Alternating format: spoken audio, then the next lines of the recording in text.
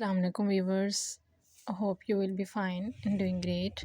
Today we are going to start another topic with the name of world literature. That what is world literature and what about world literature and what about the different literature of different countries. For example, what is the literature of American history and of America, and what is the literature of Punjab and Punjabi culture, and what is the literature of Pakistani literature, and so on. There is so many literature in the field of English literature, and we can say that in our syllabus. Firstly, we will start about with the definition of world literature. That what is world literature? If we talk about on this phrase world literature, this refers to two main words, that what is world and the second is literature. World means to refer to dunya. Okay, in Urdu, world refers to दुनिया in which we live. ठीक है, जहाँ पे हम रहते हैं, पूरी दुनिया से रिलेटेड इसको हम करेंगे, जहाँ पे लोग आपस में मिल के रहते हैं और उनकी जो सिविलाइजेशन है, उनके कल्चर्स हैं, नॉर्म्स हैं, एथिक्स हैं, और सबके अलग अलग है ना। पाकिस्तान का अमेरिका से अलग है, यूरोप से अलग है, फ्रांस से अलग है, एंड जर्मनी से अलग है, यूरोप, रशिया, ठीक है, and so on. And then secondly we were going to secondly we were going to start that what is literature. We will know about that what is literature. Literature basically everything that we can see, we can touch, we can hear, and we can everything that is physical and that is audible and that is everything that is in hard form for us. ठीक है, हर वो चीज़ जो हमारे लिए hard form में मैसर है, जिसके ऊपर कुछ ना कुछ लिखा जा सकता है, that is all kind of literature. Basically literature refers to anything which is in written form और इन ओरल फॉर्म. पहले ओरल फॉर्म में था, उसको बाद में रिटन फॉर्म में लिखा गया. That is called literature. Literature किसी से भी रिलेटेड हो सकता है ना, किसी भी जगह से रिलेटेड, किसी भी चीज़ से रिलेटेड, किसी भी बात से रिलेटेड, किसी भी तहज़ीब से रिलेटेड, किसी भी उसके हिस्टोरिकल बैकग्राउंड से related. That all kind of literature. ठीक है, literature is basically the mirror of life. ठीक है, ज़िंदगी का अक्स है, आईना है. Literature basically mirror of life. Everything that is exist, this is also called literature. ठीक है, everything that is exist, this is called literature. मेरे सामने एक चेयर है, मेरे सामने एक फ़ैन है, एक डोर है, मेरे सामने एक बॉय खड़ा है या गर्ल खड़ी है, तो मैं उसके ऊपर पूरी की पूरी उठा के बुक लिख सकती हूँ. That why is standing here. And अगर मैं एक दरख्त है, मेरे सामने दरख्त है, तो उसके ऊपर भी मैं पूरी की पूरी एक बुक लिख सकती हूँ. That it is belongs to the nature and how nature relates to the human psyche and so on. ठीक है, इस तरह से करके. यहाँ फिर एक हम रोड पे बैठे हुए हैं, तो रोड को देखते हैं कि वो क्रॉस है, उसके दो तीन क्रॉसेस हैं. तो इस पे एक लिखी हुई है पोइम, किसी ने, मुझे अब याद भूल गया उनका नेम. तो वो क्रॉस से रिलेटेड उसने पूरी उठा के पोइम लिख दी ना. How that two roads meet and which should the road I choose. कि दोनों में से कौन सा रोड मैं चूज़ करूँ. उसने बोला कि एक कामयाबी का रास्ता है, एक नाकामी का रास्ता है, तो दोनों में से मैं कौन सा चूज़ करूँ. तो फिर उसको राइटर ने बताया कि डैट आपने तो उसको सफ़र ही नहीं किया. दो आपके पास पाथ हैं सामने, दो रास्ते हैं, आपने दोनों को अभी सफ़र किया ही नहीं है, तो आप कैसे उसके बारे में बोल सकते हो. That it belongs to that this road belongs to success and this road belongs to unsuccessful. ठीक है, मतलब कि ये कामयाबी की तरफ है, ये नाकामी. ऐसे तुम कैसे बोल सकते हो ना. देख लो, उसने एक रोड पे उठ के पोइम लिख दी. That is also called literature. ठीक है, अब हमारा हमारा मेन फ़ोकस जो है वो वर्ल्ड लिटरेचर के ऊपर है। मतलब हमने दुनिया के लिटरेचर को जब कंबाइन करके पढ़ना है, जब हम दुनिया के सारे लिटरेचर को उठा के बेसिकली इसमें पूरा लिटरेचर आ जाएगा, जो मैंने आपको इसकी डेफिनेशन बताई ना, everything that is exist in the written form that is exist in the world that is called literature. ठीक है, मतलब कि एग्जिस्टिंग और रिटन फॉर्म में, और फॉर्म में जितनी भी हमारे सामने चीज़ें हैं, that is all kind of literature girls. Literature इतना ज़्यादा वास्ट है ना, मैं सारा दिन भी ले लूँ ना तो मैं आपको समझा नहीं सकती दैट व्हाट इज़ लिटरेचर। आप लिटरेचर के स्टूडेंट हैं, आप अपनी लिटरेचर की डेफिनेशन खुद बनाएंगे। ठीक है, सबसे बेस्ट यही होगा कि आप किसी की कॉपी ना करें, बिल्कुल भी आप गूगल पे जाएं, पढ़ना शुरू कर दें that what is literature. Literature is the mirror of life, everything that is written in the form of copies and publications and that all kind of literature. No, बिल्कुल भी नहीं। आप अपनी ओपिनियन बनाएं ना, आप अपनी थॉट्स बनाएं। जैसे कि मेरी डेफिनेशन तो एक ही है, मैंने ये कहीं पे पढ़ी नहीं थी, ये मेरी खुद की डेफिनेशन है after reading the literature. Literature को पढ़ने के बाद मैंने खुद इसको अपनी जो है ना मैंने डेफिनेशन बनाई है। मैंने कहीं से ये वाली डेफिनेशन नहीं ली, और मैं श्योर करती हूँ आपको ये वाली डेफिनेशन ना कहीं यूट्यूब से मिलेगी, ना कहीं गूगल से मिलेगी, क्योंकि ये मेरी खुद की डेफिनेशन है। अगर नेक्स्ट कभी मैंने अपना वर्क प्रोड्यूस किया, बुक लिखी, तो मुझे शौक बहुत है, अगर मैंने लिखी तो इंशाल्लाह ज़रूर मैं उस पे टॉप पे अपनी बुक डेफिनेशन ऐड करूँगी। ठीक है, मेरी डेफिनेशन यही है, जैसे कि मैंने आपको पहले बता दिया, everything that we can see, touch, hear and we can physically feel and in the form of everything that is in the form of heart, मतलब कि हार्ड फॉर्म में कोई भी चीज़ है जो हमें नज़र आ रही है। हार्ड फॉर्म में भी क्यों, सॉफ्ट फॉर्म में जो हमारी मतलब कि हमारे माइंड के अंदर मेमोरीज हैं, that is all kind of literature. Okay, मतलब कि अगर मेरे पास मेमोरीज हैं, I lost my mother when I was in 10th class, I lost my mother, then I still have memories, fresh memories in my mind of my mom.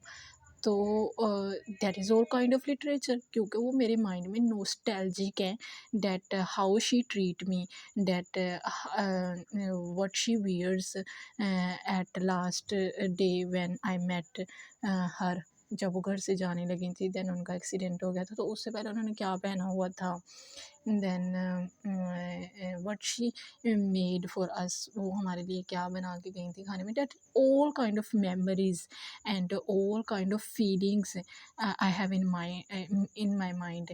In the literature term, we can see these. In the literature term, we can say these terms, these feelings is called nostalgia. Okay, मेरे mind में nostalgia है, तो that is all kind of literature. ठीक है, feelings हैं, आपके expressions हैं, आपके आइडियाज़ हैं, आपके थॉट्स हैं, और कोई भी चीज़ है जो आपको फिजिकल फॉर्म में नज़र आ रही है, मेरे सामने डेस्कटॉप पड़ी हुई है, मेरा कंप्यूटर पड़ा हुआ, that is all kind of literature.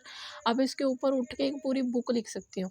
ठीक है जी, ये वर्ल्ड लिटरेचर से रिलेटेड बात होगी। अब हमने इनके, अगर मैं आपको इस लेक्चर का क्रक्स बताऊँ ना, तो इस लेक्चर का क्रक्स यही है कि आपने सबको कंपैरिजन में पढ़ना है, सबको आपने देखना है सारे दुनिया के लिटरेचर को, that what is the literature of America. ठीक है, अमेरिका को सबसे पहले कॉलोनी बनाया गया। अमेरिका इतना पुअर था कि उसको पता भी नहीं था कि हम अमेरिका हैं। उन अमेरिकन्स को, जो वहाँ पे लोग थे, ब्लैक पीपल थे, उनको पता भी नहीं था दैट वी आर अमेरिकन्स, के हमारे मुल्क का नाम अमेरिका। फिर कोलंबस आए, तो कोलंबस ने आके अमेरिका दरियाफ्त किया, तो उसके बाद उसको बोला गया कि जी ये अमेरिका है। ठीक है, उनका लिटरेचर क्या था कि वो ब्लैक पीपल थे, काले लोग थे, और उनको रेसिज्म का शिकार बनाया गया, रेशियल डिस्क्रिमिनेशन वहाँ पे की गई। ब्लैक पीपल्स के गले में तमगे डाले जाते थे, डैट तमगे तो नहीं बोल सकते हम, उनके पट्टियाँ डाली जाती थी, that you are number 1, you are number 2, number 3, number 4, number 5। तो स्लेवरी का काफ़ी ज़्यादा हमें इसमें कॉन्सेप्ट देखने का मिलते हैं ना, ज़्यादातर उनकी स्लेवरी पे बेस्ड है कि उनको उनको गुलाम बनाया जाता था, ठीक है। उनके इवन कि इतनी ज़्यादा डेरोगेटरी टर्म्स थी ना गर्ल्स, इतनी ज़्यादा डेरोगेटरी सिचुएशन थी ना अमेरिका में स्टार्ट में, जब उनको कॉलोनीज़ बनाया गया, उसको स्लेव, उनके पीपल को, अमेरिकन्स को स्लेव बनाया गया। उनको अपनी आइडेंटिटी का ही नहीं पता था, दैट हू वी आर, हम कौन है ना। तो वो उनके ना गले में पट्टियाँ डाली जाती, that you are number 1, number 2, number 3, numbers की फॉर्म में। देखिए कितनी ज़्यादा डेरोगेटरी सिचुएशन थी कि एक इंसान को उसके नाम से नहीं बुलाया जा रहा, बल्कि उसके नंबर से बुलाया जा रहा है, that you are 27, come here 27 and give me a glass of water, ठीक है, इस तरह से। चलें जी, नेक्स्ट चलते हैं। अगर हम सेकंड लिटरेचर हम किसका देखें, तो जर्मनी का लिटरेचर देख रहे हैं, तो अच्छा चलें हम देखते हैं, मेन लिटरेचर देखते हैं। जैसे कि अगर आप इसमें वो ऐड करना चाहो राइटर्स, तो एलिस वॉकर हैं, ठीक है। एलिस वॉकर हैं, उनके द स्ट्रॉन्ग हॉर्स थी उनकी शॉर्ट स्टोरी है। उसमें उन्होंने काफ़ी अच्छे तरीके से डिपिक्ट किया है ब्लैक पीपल और वाइट पीपल के जो है ना उनके रिलेशनशिप को, that white are superiors and the black are inferior, they considers them as dog like creature. वो उसको बोलते थे कि ये अल्लाह ताला की कुत्ते की तरह बनाई हुई ना मखलूक है बिल्कुल, जो है ना ब्लैक्स हैं, दैट आर ये मतलब कि ये तो हमारे पाँव की मैल भी नहीं है, इस तरह से वो गोरे लोग काले लोगों को समझते होते, ठीक है। शर्मन एलेक्सी का है द बास्केटबॉल, उनकी है पोएम, उसमें उन्होंने काफ़ी ज़्यादा अच्छे से डिपिक्ट किया है अमेरिकन्स की जो है आइडेंटिटी को। उसके बाद अगर हम देखें टोनी मॉरिसन का बिलविड, उसमें सैथी के कैरेक्टर के थ्रू हमें सारा पता चलता है दैट उनका कल्चर क्या था, ठीक है। चलें जी, नेक्स्ट हम चलते हैं। मैंने बहुत ज़्यादा लिटरेचर पढ़े हैं। अगर हम पढ़ें ये इसका वियतनाम वॉर से रिलेटेड पढ़ें, फ्रेंच लिटरेचर पढ़ें, और हम उसको स्पेनिश लिटरेचर पढ़ें, that is all kind based on war, bloodshed and hopelessness, and we can say that all are based on pessimism and existentialism and absurdism, ठीक है। existentialism and absurdism इसमें most common phenomena है जो पूछे ही पूछे जाते हैं, आप इसको रट लें। एग्जिस्टेंशियलिज्म मीन एग्जिस्ट, मैंने क्वेश्चन करना शुरू कर दिया था, that why we are exist, हम एग्जिस्ट क्यों कर रहे हैं, मेरा मकसद क्या है दुनिया में आने का, मेरा जीने का मकसद क्या है, मैंने जीना किस तरह से है, मैंने चीज़ों को कैसे डिस्कवर करना है। मतलब कि उसने क्वेश्चनिंग करना स्टार्ट कर दी थी ना, जब वॉर हुई, ब्लड शेड हुआ, तो उन्होंने क्या बोला, डैट गॉड इज़ डेड, खुदा मर चुका है नाउज़ुबिल्ला। तो उन्होंने ये बोला, उन्होंने बोला अगर खुदा ज़िंदा होता तो इतनी ज़्यादा वो वॉर कभी भी ना होने देता, और अगर वो ये वॉर होएगी तो हमें इतनी बुरी हालत में क्यों छोड़ दिया गया। तो वो इस तरह से क्या बोलते थे कि इस तरह से उन्होंने लिटरेचर उनका ऐसे डिपिक्ट किया जाता है। हाँ जी, तो इस तरह से उनका लिटरेचर जो है ना वो डिपिक्ट किया जाता है। चलिए नेक्स्ट चलते हैं। एक और मैंने आपको इम्पोर्टेंट बात बतानी थी। अच्छा जी, एब्सर्डिज़म, एब्सर्डिज़म में बात होती थी, बिल्कुल बोरिंग सी लाइफ हो जाती थी ना, जिसमें बोर्डम ऑफ लाइफ सबसे इम्पोर्टेंट थीम है एब्सर्डिज़म में, ठीक है। जिसमें absurdism refers to illogical and irrational ideas, that मतलब कि पता ही नहीं था, इलॉजिकल इर्रेशनल से आइडियाज़ थे, ठीक है। मतलब कि उसमें इतना कुछ इंसान बैठा रहता था, बॉर्डम ऑफ लाइफ थी, बिल्कुल बोरिंग सी लाइफ थी, इंसान को पता ही नहीं था मैंने क्या करना था। इसके सबसे बेस्ट एग्जांपल है वेटिंग फॉर गोडोट, ठीक है, वो आप पढ़ लेना, एल्बर्ट सैमुअल बेकेट का है वेटिंग फॉर गोडोट, इसके सबसे बेस्ट एग्जांपल है। एग्जिस्टेंशियलिज्म में अगर आप देखना चाहो तो the metamorphosis by Franz Kafka and the outsider by Albert Camus, ये भी बेस्ट एग्जांपल है एग्जिस्टेंशियलिज्म की और एब्सर्डिज्म की। चलिए जी, नेक्स्ट चलते हैं, हम पाकिस्तानी लिटरेचर को पढ़ लेते हैं, which is my most favourite literature, ठीक है। पाकिस्तानी लिटरेचर को पढ़ लेते हैं। पाकिस्तानी लिटरेचर में हम क्या करते हैं, पाकिस्तान से रिलेटेड तो हम कुछ भी नहीं लिखते वहाँ पे। जैसे कि अगर हम देख लें किसको देख लें, हम हनीफ़ कुरैशी को देख लेते हैं, ठीक है। हनीफ़ कुरैशी ने, हाँ, पाकिस्तान से रिलेटेड ही है वो, जो है a case of exploding mangoes, उसने पाकिस्तान की हिस्ट्री दिखाई है, that how peoples corrupt their own people, कैसे अपने ही लोग अपने ही लोगों को करप्ट करते हैं, कैसे अपने ही लोग अपने ही लोगों के डाउनफॉल का सबब बनते हैं। जैसे कि उम, जो जनरल ज़िया-उल हक थे, उन वो किसके हाथों मरा? वो अली के हाथों मरा, ठीक है? मतलब बोला जाता है नॉवल में ये कि वो अली के हाथों मरा है, लेकिन हमें नहीं पता कि वो किसके हाथों मरा है। मतलब कि उसकी इतनी ज़्यादा डेरोगेटरी टर्म्स यूज़ की गई हैं दैट इतने बड़े सिनेरियो है, एक एक एक पाकिस्तान के प्रेज़िडेंट की डेथ हो रही है, तो इतना बड़ा सिनेरियो है, लेकिन उसको इतनी छोटी-सी लाइन में डिफ़ाइन किया जा रहा है कि मैंगोज़ के क्रेट्स रख दिए गए उनके जहाज़ में और इनका जहाज़ जो है वो फट गया। How this is verse and how this is possible that इतने बड़े वो थे, एक शख्सियत जो पूरे मुल्क को सँभाल रहे हैं और एक मैंगो के क्रेट रख दिए जाएँ और वो उनका जो है वो ब्लास्ट हो जाए। That this is all kind of Pakistani literature and we can see in the Pakistani literature we can see the era of post partition, ठीक है? पार्टीशन के बाद का जो इरा था ना पाकिस्तान में, वो वाला भी हम पढ़ते हैं पाकिस्तान में ना, कि किस तरह से पार्टीशन के बाद लोगों के माइंड चेंज हो गए, उनकी साइकोलॉजी डिस्टर्ब हो गई, that how they suffer and how the women suffer and the how the families suffer, ठीक है? जैसे कि हमारे जो हैं एक राइटर हैं बहुत फेमस, उनका नाम याद आ जाए मुझे, सादत हसन मंटो, ठीक है? सादत हसन मंटो काफ़ी ज़्यादा बोल्ड इमेजेस यूज़ करते हैं अपने ना वर्क्स में कि खोल दो कच ठंडा गोश्त, इस तरह से वो मतलब उनकी बुक्स लिखी हुई हैं, तो उसमें पाकिस्तानी लिटरेचर को डिपिक्ट करते हैं। बेसिकली पिटी पार्टीशन, पार्टीशन के बाद वाला जो एरा था ना, before the partition, post partition, वो उसको डिपिक्ट करते हैं। उसके बाद पाकिस्तानी लिटरेचर में बहुत ज़्यादा एग्जांपल्स मिल जाएँगी ना आपको। जिस तरह से मतलब पाकिस्तान का कल्चर क्या है, पाकिस्तानी को शलवार कमीज़ पहनना चाहिए, उर्दू में बात करनी चाहिए, लेकिन ये सारा क्या है वो करप्ट हो चुकी है ना हमारी। मैं ही अगर अगर आपको लेक्चर दे रही हूँ, तो मैं ज़्यादा इंग्लिश में बात कर रही हूँ, उर्दू में मेरी कम है। यहाँ पर मैं दोनों को मिक्स करके बात कर रही हूँ, हाइब्रिडिटी का यूज़ करती हूँ, जिसको एडवर्ड सईद और बाबा जो हैं वो काफ़ी अच्छे से डिफ़ाइन करते हैं, that what is orientalism by Edward Said and who is hybridity and resistance and opposition and third space by Homi के बाबा। ओके, इसको भी पढ़ लीजिएगा। अच्छा, that is all kind of Pakistani literature. Edward Said तो है भी, वो यरूशलेम से थे, तो उनको आप मुस्लिम लिटरेचर में पढ़ सकते हो, ठीक है? And then we have Punjabi literature. Punjabi literature basically Punjabi literature में हम बाबा बुल्ले शाह को पढ़ सकते हैं।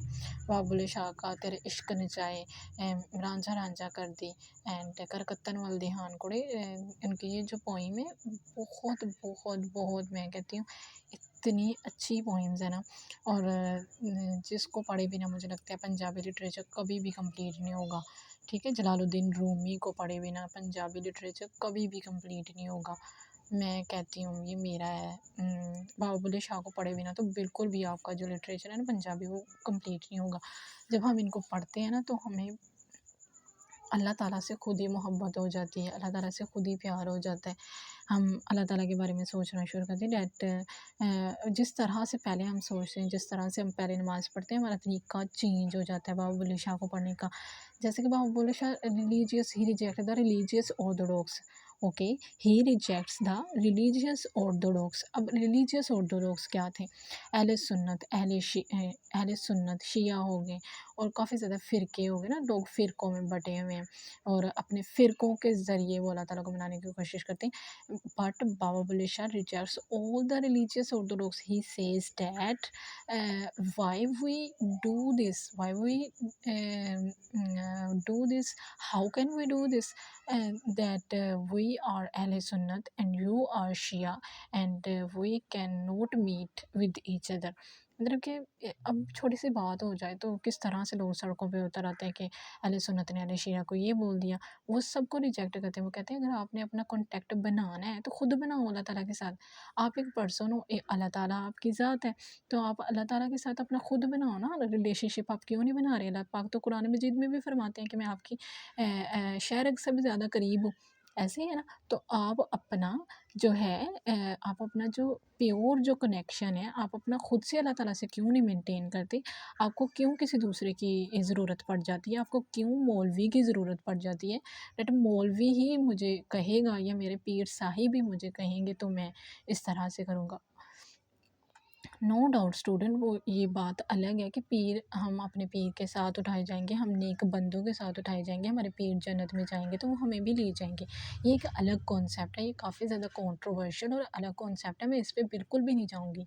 लेकिन जो बाबा बुल्ले शाह बात करते हैं, वो यही बात करते हैं, जब अल्लाह पाक खुद फरमा रहे हैं, मैं आपके शहरग से करीब हूँ, तो फिर आप क्यों किसी तीसरे बंदे को लेके आ रहे हो ना अपनी और खुदा की ज़ात में। तो आप डायरेक्ट अल्लाह ताला से करो ना, आप वननेस की वो बात करते हैं, वहदानियत की बात करते हैं, वो प्योरिटिनिज़्म की बात करते हैं, प्योरिटी की बात करते हैं, प्योर लव की बात करते हैं, रिलीजियस ऑर्थोडॉक्स की बात करते हैं, काफ़ी का यूज़ करते हैं वो अपने पोएम में ना काफ़ी ज़्यादा। तो काफ़ी एक यूनर ऑफ पोएम है जो पंजाबी और सिंधी में यूज़ किया जाता है, वो जो इसी से रिलेटेड है, अल्लाह ताला की मोहब्बत से रिलेटेड। तो उनका मेन फ़ोकस यही है कि वो रिलीजियस ऑर्थोडॉक्स को जो है ना, वो रिजेक्ट करते हैं बिल्कुल भी। तो वो ज़्यादातर फ़ोकस करते हैं कि हमारा अपना कनेक्शन होना चाहिए अल्लाह ताला की ज़ात के साथ, ठीक है? तेरे इश्क ने चाहे इसमें भी यही है, वो अल्लाह ताला को बोलते हैं रांझा, मैं रांझा रांझा कर दी नी मैं आपे रांझा हुई, मैं रांझा रांझा कर दी, मैं रांझा रांझा कर दी। ये एक मेटाफोरिकल पोइम है, मेटाफोरिकल पोइम है, मैं रांझा रांझा कर दी कि मैं अल्लाह अल्लाह करती हूँ। मैं रांझा रांझा कर दी नहीं, मैं आपे रांझा हुई, मैं आपे रांझा हुई मीन्स मैंने अपने अंदर ही अपने खुदा को ढूंढ लिया। आगे करकत्तन वाल ध्यान कुड़े, उसने बोला बाबुल शाह बोल रहे हैं करकत्तन वाल ध्यान कुड़े, कत्तन का अगर आपने वर्ड सुना होगा तो चरखा काती होते थे ना पिछले गर्ल्स जो थी, वो एक गर्ल्स को ही, एक गर्ल को जो एक औरत है उसी को ही वो एडवाइस कर रहे हैं करकत्तन वाल ध्यान कुड़े कि आप अपने काम पे ध्यान दो। काम पे ध्यान देने से मुराद ये है कि आपको दुनिया की ये जो ज़िंदगी मिली हुई है ना, ये अल्लाह ताला का प्रीशियस गिफ्ट है, अल्लाह ताला का एक तोहफ़ा है कि आप इसको यूज़ करो अपनी जो है ना अपनी बेहतरी के लिए। दुनिया अपनी बेहतर बना लो तो तुम्हारी आखिरत बेहतर हो जाएगी। फिर उसके बाद वो एक ना इसमें एक मदर दिखाई गई हैं जो अपनी डॉटर को ना वो करती हैं, एडवाइस करती हैं डैट क्या एडवाइस करती हैं वो, उसको ये एडवाइस करती हैं कि अपने आप को इस तरह से बना लो कि कल को तुम अपने मदर इन लॉ के घर जाओगे ना, तो उधर जाके तुम्हें कोई परेशानियों का सामना ना करना पड़े। तो ये वो इसको मेटाफोरिकल पोएम है, वो उनको कहने की कोशिश कर रहे हैं डैट मतलब कि जो अपना जो पेरेंटल हाउस है ना, उसका पेरेंटल वालदेन का घर है, वो दुनिया की ज़िंदगी से कंपैरिजन उसको किया गया है। लेकिन जब वो बोलती है ना कि अपनी मदर इन लॉ के घर में अपनी नंदों के जब वस में पड़ोगी तुम, जब तू पवेंगी नंदा दे वस कुड़े, इस तरह से करके वो बात करते हैं कि ਜਦੋਂ ਤੈਨੂੰ नंदा ਦੇ वस पाना ਪਿਆ ना, मतलब कि नंदा के वस मतलब वो जो नंदी होती हैं वो हमारा दूसरा घर होती हैं। तो इससे कंपैरिजन, इससे मुराद ये है कि हमारी जो दूसरी दुनिया क्या मरने के बाद की दुनिया। तो उन्होंने बोला आप अपनी पहली ज़िंदगी को बेहतर बना लो ताकि आपकी जो मरने के बाद की दुनिया है ना वो आपकी बेहतर हो जाए, ठीक है? वो इस तरह से मेटाफोरिकल टर्म्स का यूज़ करते हैं अपने माइंड में, अपने जो है ना अपनी वर्क्स में, ठीक है? और किसका लिटरेचर है या अगर हम टर्किश का लिटरेचर देखें तो वो किससे रिलेटेड है, सल्तनत उस्मानिया, सारी सल्तनतें चलती आई, ठीक है? उससे रिलेटेड हो सकता है, उसका लिटरेचर हो सकता है, क्या है, ठीक है? और भी मैंने बहुत ज़्यादा लिटरेचर पढ़े हुए हैं। आपने इतना करना है, आप में आके वाला जिस सेमेस्टर में आके आप ये अपना वर्ल्ड लिटरेचर पे टॉपिक रेडी कर रहे हैं ना, आपने ध्यान देना है कि आपने अपने पिछले सेमेस्टर में कितने लिटरेचर पढ़ लिए हैं, उन सबको मिला के आपने लिख देना है, एक-एक, दो-दो राइटर का आपने रेफरेंस दे देना है, उनसे रिलेटेड कोटेशन डाल देनी है, बस आपका फुल फ्लेज क्वेश्चन रेडी हो जाएगा। आपको कोई भी नहीं रोक सकता फुल बाय फुल मार्क्स लेने से, ठीक है? जितना भी आपने लिटरेचर पढ़ दिया उसका नाम दें ऊपर, उसके बारे में लिखें ये किससे रिलेटेड था, कि अमेरिका का लिटरेचर किससे रिलेटेड है, पाकिस्तानी लिटरेचर किससे रिलेटेड है, पंजाबी लिटरेचर किससे रिलेटेड है, ठीक है? उर्दू लिटरेचर किससे रिलेटेड है, ठीक है? उर्दू लिटरेचर में हम इतना कुछ पढ़ते हैं, सारे उर्दू राइटर्स को देख लेना आप। ये ब्रिटिश लिटरेचर है, इंग्लिश लिटरेचर है, ब्रिटिश लिटरेचर है, एशियन लिटरेचर है, अफ़गानिस्तान वॉर जो हुई थी वो वाला लिटरेचर है, ठीक है? वर्ल्ड वॉर 1 का लिटरेचर है, वर्ल्ड वॉर 2 का लिटरेचर है और पोस्ट कॉलोनियल एरा का लिटरेचर है, मॉडर्निज़्म का, पोस्ट मॉडर्निज़्म का, कितने ज़्यादा लिटरेचर है ना, सबको एक साथ मिला कर लिखते हैं, उनके साथ एग्जाम्पल, उनके साथ रेफरेंस और एक एक दो दो राइटर की कोटेशंस कोट करके आप उनके वर्क से रिलेटेड, तो आपका फुल फ्लेज क्वेश्चन रेडी हो जाएगा, फुल बाय फुल मार्क्स मिलेंगे इंशाल्लाह। तो that's all for today's video and thank you so much. अपनी दुआ में बहुत ज़्यादा याद रखिएगा। अल्लाह हाफिज़।